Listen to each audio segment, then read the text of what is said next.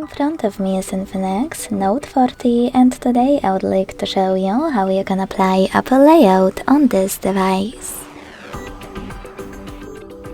Begin by opening Play Store and getting free app called Launcher iOS 18.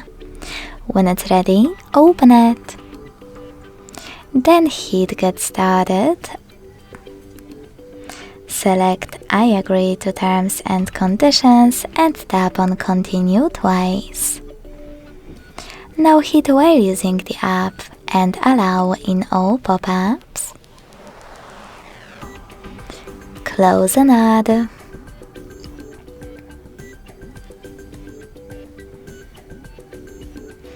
And tap on Set as Default at the top.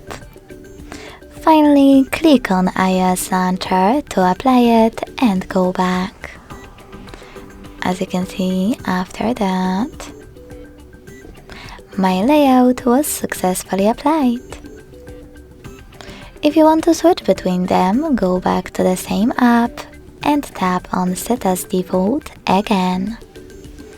Then click on your default launcher or iOS one. Thanks so much for watching. If you enjoyed this video, leave a like, comment and subscribe. Bye!